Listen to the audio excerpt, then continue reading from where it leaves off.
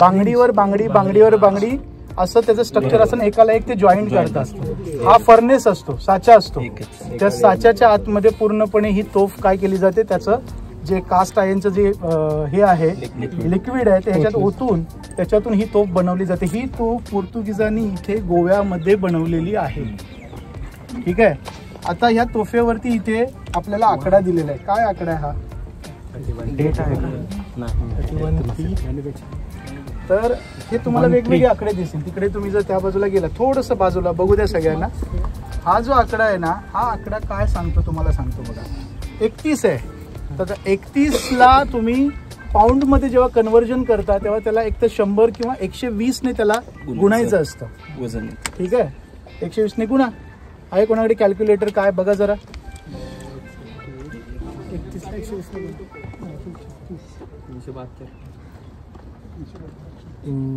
31 गुणिले 30 गुणिले 120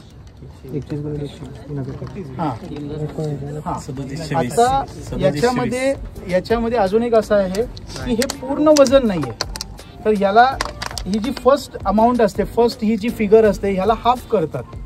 ठीक आहे, याला हाफ केलं तर ती जवळजवळ एक 15.5 काहीतरी होते।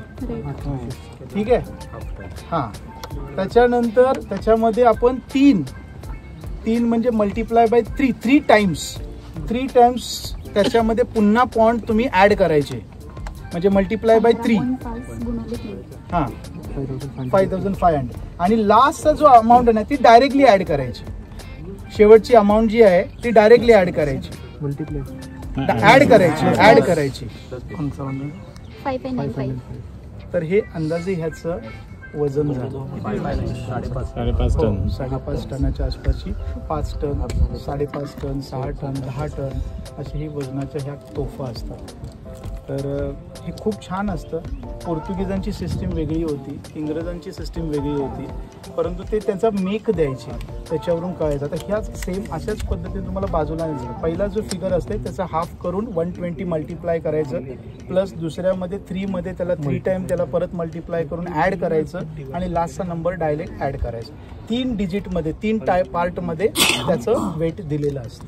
3 पार्ट देण्याचं काय कारण? सिस्टीम होती जी त्यावेळेला युनिट्स म्हणून, युनिट्स नाही म्हणू शकत, त्यावेळेला जी मेटॉलॉजी होती, धातुशास्त्र होतं, त्या धातुशास्त्रामध्ये त्यांच्याकडे रेकॉर्ड ठेवण्याची एक पद्धत असायची, त्याच्यानुसार त्यांनी केलेलं आहे। त्याच्यावरती फार छान, माझा त्याच्यावर फार दांडगा अभ्यास नाही आहे, परंतु तेजस गर्गे म्हणून जे आर्किओचे डायरेक्टर आहेत तर त्यांनी ह्याच्यावर बुक लिहिलेलं आहे, तर ते जर कधी वाचायला मिळालं तर आवर्जून वाचा।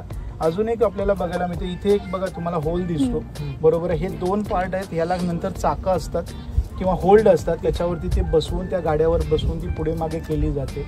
आणि पुढच्या बाजूने जी दारू असते किंवा एखादा दारूगोळा असतो तो पुढच्या बाजूने ठासला जातो, त्याच्या चिंध्यापासून ते अगदी बरंच काय भरतात।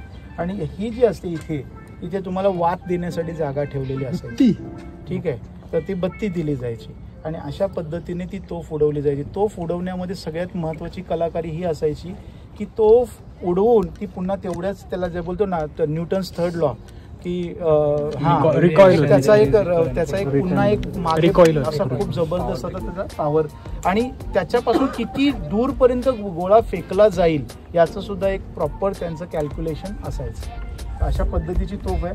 अजून काही तोफा बघा, हा त्यांचा मेकिंग मार्क असायचा की कुठल्या बॅच मध्ये ते बनलेलं आहे, तर त्यांच्या बॅचेस असायच्या की असं नाही का कधी उठलं तुम्ही ते बनवलं, त्यांना ऑर्डर दिली जायची, तो मग बरंच त्यांचे डॉक्युमेंट, आणि पोर्तुगीज डॉक्युमेंट आहेत बरं काय सगळे, त्याचे प्रॉपर डॉक्युमेंट्स अवेलेबल आहेत। तुम्ही कधी पणजीमध्ये गेला, सेंट्रल लायब्ररीमध्ये गेला, लिस्बनला गेला तर तुम्हाला आजही याचे डॉक्युमेंट्स मिळतात, ह्याची टेक्नॉलॉजी समजते, कशा पद्धतीने हे बनवलं जातं, ह्याच्यावर डिटेलिंग्स आपल्याला पाहायला मिळतात। हा, ही कुठे बनवली त्याचा कारखाना सांगतो। इथून ओल्ड गोवा आपल्याला दिसतोय, हा पणजीचा ब्रिज अटल सेतू, त्याच्या पलीकडे गेला की ओल्ड गोव्यामध्ये बाजूला एक पनेली म्हणून गाव आहे, त्या पनेली गावामध्ये तिथे कारखाना होता। त्या कारखान्यात पहिला कारखाना, आशियामधला पहिला दारूगोळा आणि तोफा बनवायचा कारखाना, आणि त्या कारखान्यामध्ये कसा बनवायचा त्याची चाकं, मगाशी आपण जिथे गेलो होतो व्हॉइसरॉय आर्च, त्याच्या बाजूला म्युझियम आहे, त्या म्युझियममध्ये ठेवलेली आहे। एवढी मोठी बेसॉल्ट दगडापासून, वसईचा तो दगड आणि काही दगड त्यांनी पोर्तुगालवरून आणले होते, त्या चुना त्याच्यानंतर गंधक म्हणजे सल्फर, त्याच्यानंतर असं प्रत्येकाचा एक रेशो असायचा आणि तो टाकून तो फिरवून मळला जायचा. ते तुम्हाला आतमध्ये बघायला मिळेल ते कसं प्रोसेस होते ते तुम्हाला खालच्या एका एक्झिबिशनमध्ये आहे. या बऱ्याच मोठा आहे, आपल्याला कोणती पटापट बघायची. जेल आहे, लोअर अथवा जेल, ते आता म्युझियममध्ये कन्वर्ट झालं आहे आणि मला सांगायला आनंद होतोय की माझं त्या ठिकाणी एक्झिबिशन कायमस्वरूपी तिथे लागणार आहे. जवळजवळ 150 किल्ल्यांच्या फोटोंचं, गोव्यातल्या किल्ल्यांच्या फोटोंचं एक्झिबिशन तिथे एक डॉक्युमेंटरी स्वरूपात तिथे आपलं लागणार आहे. ते आता प्रोसेस चालू आहे, ऑलमोस्ट 90% काम झालं. तर त्या ठिकाणी ते आग्वा जेल आहे आणि वरच्या बाजूला जर तुम्ही बघितलं, अजून थोडीशी नजर तुमची जरा बारीक करा आणि वर एक टॉवर दिसेल तुम्हाला. That is the iconic tower, lighthouse of the Aguada fort. हा भाग इथे दिसतो. ते मी मगाशी काबो सारखं म्हणत होतो, तो मला कसा भाग गेलाय तो. ठीक आहे, या बाजूला इकडे हे बघा, माझ्या बोटाकडे बघा, हे बघा इथे दिसतंय. हा एक्झॅक्टली आग्वाच्या समोरचा जो भाग आहे, त्या समोरच्या भागामध्ये इथे काबो राजभवन आहे, काबो पॅलेस आहे. इथे एक किल्ला आहे, इथे एक किल्ला आहे आणि ही समोर दिसते ती अथांग पसरलेल्या सिंधू सागराला मिळणारी मांडवी आणि सिंधू सागराचा हा इथे संबंध आहे बरोबर इथे. आणि थोडंसं आतमध्ये आल्यावर इथे हा रईश मागूश आहे आणि समोर जे बिल्डिंग दिसतात त्याच्या बाजूला तिकडे गॅसपार दियास होत्या. म्हणजे दोघांच्या जोड्या होत्या. मिरामार बीच तुम्हाला 2 टॉवर दिसतात बघा तिथे त्या बाजूला.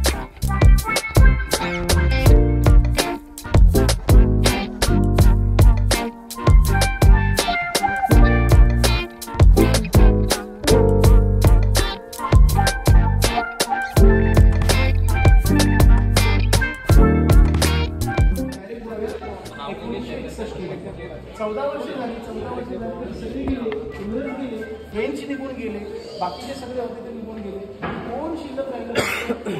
पोर्तुगीज म्हणायला गेली आमचीच भूमी आहे, 550 वर्ष आम्ही इथे राहते, आमचा इथे जन्म झाला आहे, बॉर्न बॉटम आहे, हा आमचा अविभाज्य भाग आहे, आम्ही हा सोडणार नाही. त्यावेळेला UN सुद्धा खूप जबरदस्त खडाजंगी झाली. पंडित नेहरूंनी बरंच काय पॉलिटिक्स केलं, तरीसुद्धा त्याला ते बदलत नव्हते. हे सगळं वातावरण असताना शेवटी ठरलं काय करायचं, तर डायरेक्ट लष्करी कारवाई करायची. आणि त्या लष्करी कारवाईचं नाव आहे ऑपरेशन विजय. 19 डिसेंबर, एका दिवसामध्ये, किती दिवसात पोर्तुगीजांना आपण हरवले बघा, एका दिवसामध्ये 2 दिवस मॅक्झिमम, 18-19 तास जातात. तर त्या तेवढ्या वेळामध्ये आपण लष्करी कारवाई करून आपला त्याच्यामध्ये तिन्ही सेनेने अतिशय मोलाची भूमिका केलेली. नेव्ही होतं आपलं, आर्मी होतं आणि एअरफोर्स, ह्या सगळ्यांनी मिळून ही कारवाई केली. आपले त्याच्यामध्ये जे महत्त्वाचे जे हे होते मेजर जनरल्स, त्यांचं इथे आपल्याला फोटो दिसतो. आणि हा सगळा भाग जो आहे तो ट्रिटी झाली आपली आणि हा पोर्तुगीजचा त्यावेळेचा व्हाईसरॉय होता, त्यांच्याबरोबर ही ट्रिटी झाली, हा तह झाला. आणि त्या तहाने शेवटी 19 ऑक्टोबर 1961 साली गोवा भारतामध्ये सामील झाला. अवघा फक्त कुठे झालं त्याचा विरोध ते सांगतो. अंजेरीला झाला, तिकडे त्यांनी तोफा वगैरे टाकल्या, त्याच्यानंतर काही 2-4 ठिकाणी विरोध केला. अदरवाईज सर्व सहजपणे, कारण एवढी ताकद होती भारताची, सहजपणे तो आपल्यामध्ये सामील झाला. तर ही लोकं कशी होती, हा 45ला हा जे मी मगाशी सेक्रेटरीज म्हटलं त्याची बॅकसाईड आहे. तर इथे त्या ठिकाणी लोकं जमली, मग त्यांचा ध्वज खाली उतरवला, आपला ध्वज लावला. हे सगळं इतकं सुंदर सेरेमनी आहे. हा ॲबे फॅरे आहे. ॲबे फॅरे हा सुद्धा जागतिक दर्जाचा गोव्याचा सुपुत्र होता, त्याची माहिती आहे. आणि फक्त आता एक गोष्ट शेवटची तुम्हाला दाखवायची राहिली. हे बघा, हे या ठिकाणी आहे की the list of freedom fighter. Okay, या ठिकाणी रईश मागूशमध्ये तुरुंगवासात होते. तर एक नाव आहे इथे, त्याचं नाव आहे राघोबा मळीक. तर जे पेरनेममध्ये होते, मी त्यांच्या घरी गेलो होतो, ते मळीक आहेत.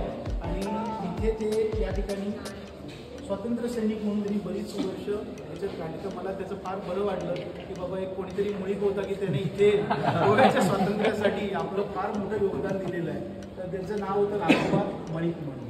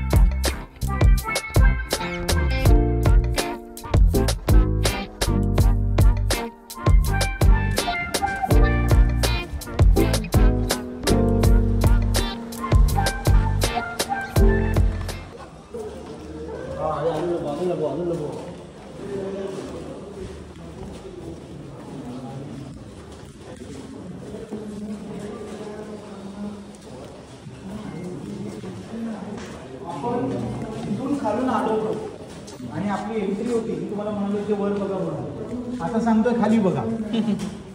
सर या ठिकाणी काय होतं, आता समजा एखादा शत्रू आलाच, बरोबर आहे, शत्रूने आतमध्ये एंट्री केल्यानंतर ही अशी जागा असते की या जागेमधून अगदी म्हणजे कडलेलं तेल असेल, गोळ्या बंदुका हे असेल, दारुगोळा असेल किंवा शूट करणं किती सोपं आहे. बघा एक माणूस गेला, मला एकदम सहज दिसतोय, पण त्या माणसाला कळत नाही की आपल्याला कोणी उडवलं ते. त्यामुळे अशा पद्धतीचं एक त्याला डेथ होल म्हणून त्यांनी दिलेलं आहे. त्याचं दिलेलं बघा, this was used to shoot through hot oil on the enemy who had, म्हणजे जो तिथून जात असेल त्यावेळेला तो गेटमधून एंट्रन्स करताना त्याच्यावर अटॅक करण्यासाठी एक छोटीशी सिस्टम आहे. गोव्यामध्ये पोर्तुगीजांच्या नजरेमध्ये ह्या छोट्या छोट्या गोष्टी मिळतात. आणि आणि आणि कुठे गेलं, हां इकडे आहे, या ह्या पायऱ्यांचा नजारा एकदा बघून घ्या. इथून आपण खाली जाणार आहे आता. हो, हे सगळं बघून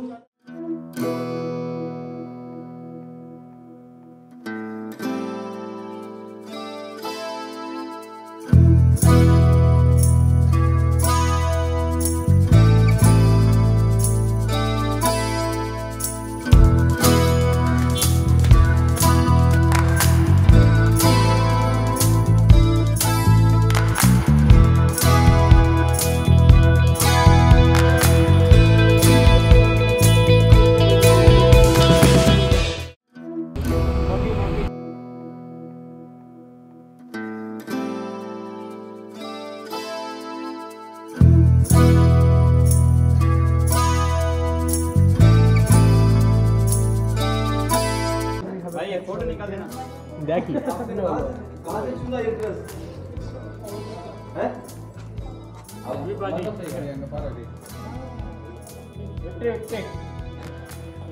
मोबाइल में सर्च किया एक्ट्रेस लगाने के लिए.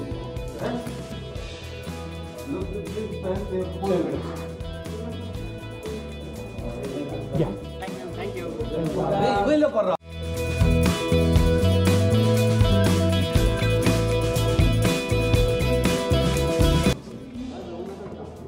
It is architecture. Oh, nice. Yeah. Oh, Ganesha, Shiv Shankara. Great. Yeah, our slang is different. That's why. Oh, okay. No, I've been in Ghana. Yeah.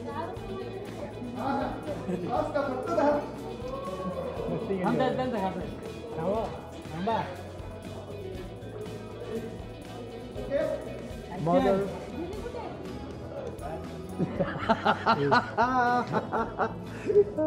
Sound dubbing. Mafia is coming.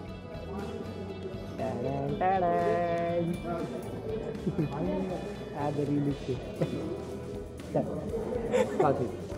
Pablo Escobar. Pablo Escobar. Right. Nice to meet you. Nice to meet you. What's your saying again? Alex. Chal. Alex, please, this is our camera. don't say one thing, don't think. This side, are you sure? You can do it. You show. This is for victory. Yeah, this for victory. This is like off actually. He's mad actually. But I don't smoke. I don't drink. No. Okay, then you can do this. Or this.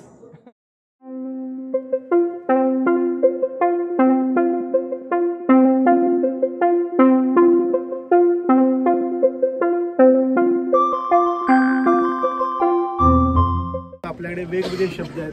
Aqua, aqua म्हणजे पाणी, same as आगव, आगव म्हणजे पाणी. आग्वाद म्हणजे पाणी घेण्याची किंवा पाणी साठवण्याची जागा, place where the water storage is there. तर अशा पद्धतीने याचं नाव तयार झालं. मुळात याचं नाव आग्वाद असं नाही आहे. याचं नाव जे आहे, याचं नाव आहे फोर्ट सांताक्रूज. तर मुंबईवाल्यांना सांताक्रूज काही वेगळं नवीन नाही, पण फोर्ट सांताक्रूज असं त्याचं नाव आहे. आणि याची फोर्ट कॅथरीन, सांताक्रूज अगोदरचं फोर्ट कॅथरीन असं याचं नाव आहे. याचं सगळ्यात महत्त्वाचं वैशिष्ट्य 1606 मध्ये ज्यावेळेला आपण बघितलं, ही आता आपण बरोबर एकदम मुखाजवळ आलो बघा, समोर तुम्हाला तिथे मांडवी आणि सगळा सिंधुसागर दिसतो. तर या ठिकाणी इथे 1606 मध्ये डचांची जबरदस्त अशी जहाजं आली होती. आणि डचांचं कारण असं सांगतो की त्यावेळेला जो पोर्तुगाल होता, पोर्तुगाल ऑलरेडी स्पेन राजाने जिंकून घेतला होता. म्हणजे मजा बघा, पोर्तुगालवर स्पेनांचं राज्य आणि हे पोर्तुगाल आपल्यावर इथे राज्य करायला आले, अशी ती गंमत आहे. पण त्यांच्यामुळे काय झालं की डचांनी अटॅक केलं होतं इथे आणि हा सगळी जी ती भाग आहे तो सगळा पॅक करून टाकला. त्यावेळेला रईस मागुस आणि गॅस्पर दियसने प्रयत्न केले त्यांना अडवायचे, पण त्यांची काही तेवढी ताकद नव्हती. सो त्याच्यामुळे तिथे जर खरोखर डचांनी खरंच मनात आणलं असतं तर गोवा कधी जिंकून घेतला असता. त्यांनी फक्त लुटमाट केली, जाळपोळ केली आणि निघून गेले. पण त्या एका घटनेने पोर्तुगीज शहाणे झाले आणि त्यांच्या लक्षात आलं की रईस मागुस किंवा गॅस्पर दियस हे काही फ्रंटलाईनचे फोर्ट नाही आहेत आणि त्यांच्यात तेवढी ताकद नाही आहे. त्याच्यामुळे आपल्याला एक नवीन अतिशय चांगल्या दर्जाचा फोर्ट बांधावा लागेल. आणि त्यांनी ते ह्या टापूवरती, हा डोंगराचा भाग आहे, आपण डोंगरावर आलेलो आहे, ह्या टापूवरती त्यांनी हा किल्ला बांधायचं ठरवलं. 1606 पासून ते 1612 पर्यंत अशी जवळजवळ 6-7 वर्ष या किल्ल्याचं बांधकाम झालंय. ह्या किल्ल्याचे एकूण 3 भाग आहेत. नॉर्मली 2 बोलतात, पण मी 3 भाग सांगतो. हा जो आपण आलोय that is a royal fort which is called as a upper part of the fort Aguada. त्यामुळे ह्याला हा अग्वादचा अप्पर पार्ट आहे. रॉयल फोर्ट असं म्हटलं जातं, अप्पर अग्वाद म्हटलं जातं. हा सगळा आहे. त्याच्यानंतर आपण खाली त्या ठिकाणी मी तुम्हाला तिथून दाखवलं होता की आपल्याला खालच्या बाजूला एक जेट्टी आहे, जेट्टी, जिथे सगळी जहाजं त्या काळामधली येऊन थांबायची, पाणी भरायची जागा ती होती. ती जेट्टी आहे. जेट्टीच्या बाजूला खोल्या आहेत अशा, आणि त्या खोल्यांमध्ये पूर्वी सगळे सेलर्स किंवा इतर काही सामान ठेवलं जायचं, ट्रेडिंगचं सामान असायचं. नंतरच्या काळात त्याचं रूपांतर जेलमध्ये झालं आणि हीच वेल नोन जेल आहे, दॅट इज जेल, अग्वाद जेल. इथे खूप आपल्या क्रांतिकारकांना आणि अनेक मंडळींना, खास करून टी.बी. कुन्हा सांगितलं, राम मनोहर लोहिया सांगितलं, सेनापती बापट असतील, सुधीर फडके असतील, सुधीर फडकेंचं नाव मगाशी मी विसरलो होतो, ते असे अनेक दिग्गजांना त्या ठिकाणी हे केलं होतं. तर तसं तो एक भाग झाला. त्याच्यानंतर त्यांनी काय केलंय, पूर्ण ह्या एवढ्या टापूला, पूर्ण कंप्लीट ह्या डोंगराला जागोजागी त्यांना फोर्टिफिकेशन करून घेतलं, तटबंदी घातली. पण त्यांनी अख्खी तटबंदी नाही घातली. ते हुशार कसे आहेत की जिथे जाणं शक्यच नाहीये तिथे त्यांनी सोडून दिलं. एकदम किनारा, एकदम दगडांचा दंतूर किनारा असा भाग आहे. आणि काही ठिकाणी जिथे सहजपणे एखादे जाऊ शकतात तिथे ते भाग सिक्युअर करून घेतलाय. तेवढ्या भागाला तटबंदी घातली, तिथे एक पोस्ट केली, चौकी केली, तोफा लावल्या, सेफ. बुरुज काढला. इथे बुरुज आहे, इथे बुरुज आहे, मागच्या बाजूला बुरुज आहे, आणि तिथे जिथे आपण टर्न मारला त्या ठिकाणी एक सगळ्यात मोठा पानबुरुज आहे. त्या पानबुरुज समजलो पाण्यात घुसलेला, आणि तुम्ही जर बघितलं तर बऱ्याच वेळेला तो तुम्ही फोटोमध्ये बघता, असा पाण्यात घुसले असा गोल असा बुरुज आहे. बाजूला ताजचं हॉटेल आहे, ताज अग्वादा म्हणून, आणि तो सगळा जो भाग आहे त्याला बोलतात सिंक्वेरियम फोर्ट, परंतु तो आहे अग्वाद, लोअर अग्वादची ती बाजू. तो आपण असे आलो ह्या डोंगराकडून, असे फिरत आपण असे वर आलोय. आपण आता टेकडीवर आहे. टेकडीच्या या बाजूला सुद्धा इकडे अग्वाद फोर्ट आहे, टेकडीवर अग्वाद फोर्ट आहे, टेकडीच्या त्या बाजूला पण अग्वाद फोर्ट आहे. And this is the most beautiful part of the Goan Portuguese fortifications. तुमच्या लक्षात आलं असेल काय काय आहे ते. आता आपण रॉयल अग्वादचं सगळं बघणं शक्य नाही, वेळ नाहीये, कारण आतमध्ये लोअर अग्वादला गेलो आपण, म्युझियम आहे. म्युझियम बघायला आपल्याला 1-1.5 तासापेक्षा जास्त वेळ लागतो. त्या ठिकाणी गेलो आपण, तिथे जवळजवळ 1-1.5 तास लागतो, आणि आपली मंडळी थोडी जास्त असल्यामुळे थोडा वेळ जास्त लागू शकतो. सो आपण एक मेन फोर्ट आहे तो बघणार आहोत. याचं नाव आहे रॉयल फोर्ट और अग्वाद फोर्ट, अग्वाद अप्पर पार्ट. हा फोर्ट सुद्धा देखणं आहे. तुम्ही ऑलरेडी फोर्टच्या आतमध्ये आलाय. याचं कारण असं की बाहेरच्या बाजूने एक तटबंदी आहे. बघा ही इथून जर तुम्ही बघितलं तर तुमच्या लक्षात येईल 2 तटबंदी दिसतात आपल्याला. ही एक आतमधली तटबंदी आणि ही त्याच्या बाहेरची तटबंदी, बरोबर. आणि ह्याच्या मध्ये तुम्हाला खंदक दिसतंय, प्रचंड मोठं असं खंदक आहे. देखणा किल्ला आहे हा, आणि हा किल्ला अजिंक्य किल्ला होता. नंतर फक्त इंग्रज इथे थोडे दिवस राहिले, पण आपल्या कुठल्याही मराठी शासकाला किंवा इथल्या स्थानिकांना कोणालाही हा किल्ला जिंकता आला नाही. त्यामुळे हा किल्ला खूप महत्त्वाचा किल्ला आहे. या किल्ल्यामध्ये इथे तटबंदीमध्ये त्या खंदकामध्ये पाणी असायचं, मगरी असायच्या. हा ब्रिज नव्हता, हा ब्रिज तो असा असतो ना, असावाला, हां. तर ते आपल्याकडे साकव म्हणतो, पण नॉर्मली त्यांच्याकडे युरोपमध्ये जी आहे ती सिस्टीम आहे. त्यांच्याकडे तो ब्रिज असा जो वुडन ब्रिज असतो, आणि तो मस्तपैकी पुलीच्या साह्याने असा वर खेचला जातो. त्या टाईपमध्ये तो ब्रिज होता. सो एकदा का तो ब्रिज तुम्ही बंद केला, क्लोज केला, कोणालाच जाणं शक्य नाही. कारण तुमच्या लक्षात आलं असेल की ही जी तटबंदी आहे ही अतिशय मजबूत आणि भक्कम तटबंदी आहे. इथलाच काढलेला जो कातळ हे आहे, लॅटेराइड आहे, त्याने ही बांधलेली आहे. त्याच्या आपण आतमध्ये जाणार आहे. आत्तापर्यंतच्या किल्ल्यांमध्ये बघितलेलं सर्वात सुंदर गेट जर कुठलं असेल तर ते हे आहे. त्याने आता ते घाण केलं मध्ये पत्रा टाकून, परंतु त्याला छान असं मस्त असं समोर आपल्याकडे जसं एक गोमुखी प्रवेशद्वार असतं, अगदी त्याला लपवलंय, जरा मोठं आहे तुम्ही बाकीचे बघितलेल्या किल्ल्यांच्या प्रवेशद्वारापेक्षा. तिथून आपण आतमध्ये गेलो, एक वर जाणारा जिना आहे, त्याने जायचं नाही, त्याने आपण आतमध्ये जाणार आहे. आतमध्ये गेल्यानंतर काय आहे ते मी इथेच सांगतो, ठीक आहे? आतमध्ये गेल्या का तिथे सांगू, तिथे सांगा. आणि मग नंतर तुम्हाला मी असं सोडून देणार आहे आणि तुम्हाला टायमर लावणार, तेवढ्या वेळानंतर इथे यायचं, नाही तर गेट बंद. सो हे जास्त बेटर होईल. तर आपल्याला काही पुढचं बघायची इच्छा असेल तर होऊ शकतं, ठीक आहे? हां, सो जर आतमध्ये गेल्यानंतर सगळ्यात पहिलं तुम्हाला असं मोकळं मैदान दिसेल आणि त्या मैदानात लाल लाल लाल लाल असं काहीतरी दिसेल, ती आहे पाण्याची टाकी. इथे किल्ला बनवताना बाजूला समुद्र, चारी बाजूला समुद्र आहे. हे भूशीर आहे मगाशी सांगितलं तसं, आणि त्याच्या आतमध्ये खडकात त्यांना झरे सापडले, पाण्याचे झरे सापडले. अगवा नाव कसं आलं ते लक्षात घ्या. पाण्याचे झरे सापडल्यामुळे ते सगळं पाणी स्टोअर करण्यासाठी त्यांनी आतमध्ये अंडरग्राऊंड टाकी बांधलेली आहे. ते टाके किती मोठे आहेत, 23,000 पेक्षा जास्त गॅलन पाणी बसेल एवढ्या मोठ्या टाक्या, प्रचंड मोठ्या टाक्या आहेत. आणि त्या टाक्यांमध्ये ते पाणी साठवलं जायचं आणि वेगवेगळ्या ठिकाणी ते वापरलं जायचं. सो ही पाण्यासाठी, आणि तुम्ही लक्षात घ्या काळ आहे जवळजवळ 400 वर्षापूर्वीचा, त्यावेळेला स्टीम इंजिन्स नव्हते, शिडावर चालणारी जहाजं असायची. पाणी हा खूप महत्त्वाचा भाग त्या काळात होता. त्यामुळे जगात कुठूनही येणारी, युरोपातून आशियात येणारी जी जहाजं असायची त्यांचा हा हक्काचा थांबा होता. ओके, त्याच्यानंतर मग ते गोव्यातून पुढे जायचं असेल तर ते सगळं चालू होतं. इथे ते थांबायचे. ते टाकं बघा तुम्ही, ते टाक्याचा तुम्हाला भाग दिसेल. त्याच्यानंतर इथे थोडासा तुकडा दिसतोय, त्याचा खालचा भाग तुम्हाला आतमध्ये गेल्यावर दिसेल. हा आयकॉनिक लाईट हाऊस आहे. लाईट हाऊस कशासाठी असतो तुम्हाला सगळ्यांना माहिती आहे. आशियातला सर्वात जुना लाईट हाऊस तुम्ही बघत आहात, आशियातला. मी भारतातला म्हणत नाहीये, आशियातला. ह्याच्या अगोदरचा एक लाईट हाऊस होता, परंतु तो मधल्या काळात हे झाला, कोलॅप्स झाला. त्यामुळे डागडुजी करून त्याच्यानंतर हा लाईट हाऊस, पूर्वी साधी काय म्हणतो तेल आणि ते हे असायचं ना, त्या टाईपच्या अशा पद्धतीची ती ज्योत होती. ती ज्योत तिथून दिसायची. नंतरच्या काळात लाईटची त्या ठिकाणी तो हे ठेवलेला आहे. वरती जाता येतं, पण त्या लाईट हाऊसमध्ये जाता येत नाही, लाईट हाऊसमध्ये जाता येत नाही. तर ते बघा. तिथून नंतर पुढे आल्यानंतर बुरुज बघा, अतिशय जबरदस्त दणदणीत आणि खणखणीत असा बुरुज आहे. त्या बाजूला गेल्यावर अजून एक बुरुज आहे, या बाजूला गेल्यानंतर अजून एक बुरुज आहे. बुरुजांच्या सगळ्या टोकांवर जाऊन तुम्ही बघा कशा पद्धतीने ती सगळं मी सांगितलेल्या जंग्या आहेत का, तोफा आहेत का, सगळं. आणि इथे तुम्हाला जसं आपण बघितलं तसं पार्टिझन किंवा कॅप्सूल बुरुज नाही दिसत, पण बुरुज खूप सुंदर आहे. त्याच्या खालच्या बाजूला तुम्हाला जागा दिसेल कमानीसारखं, जसं आपण खोरजीवेला बघितलं होतं तसं. त्याच्यात पूर्वीच्या काळामध्ये स्टोरेज केलं जायचं. आणि हा किल्ला जेल म्हणून फार मोठ्या प्रमाणात वापरला जातो.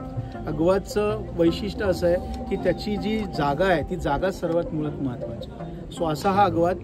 बघूया आपण. काही वाटलं मी तिथे बसलेलो असेल, मला विचार.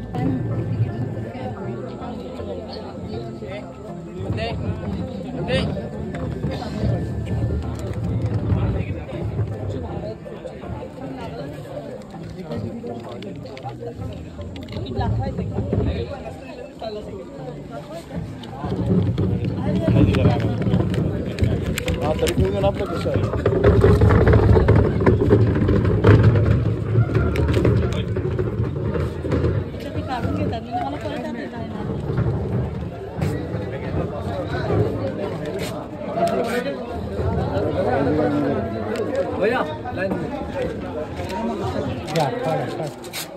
अरे बापरे, काय फाडाफाडती.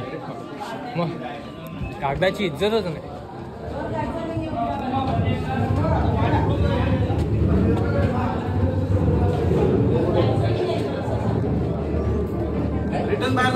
नाही शूट करतोय.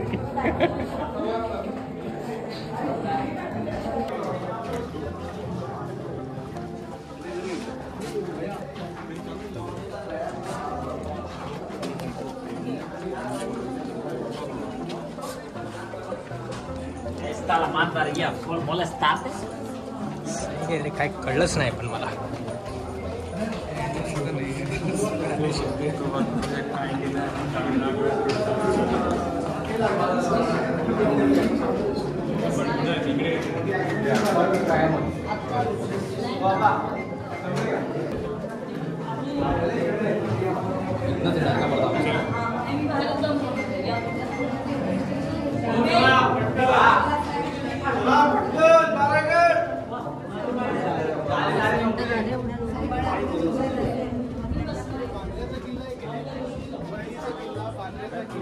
त्याच्यानंतर घोडबंदरचा किल्ला, माहीमचा किल्ला, हे किल्ले ॲक्च्युली पोर्तुगीजांनी बांधलेले आहेत, इंग्रजांनी नाही बांधले.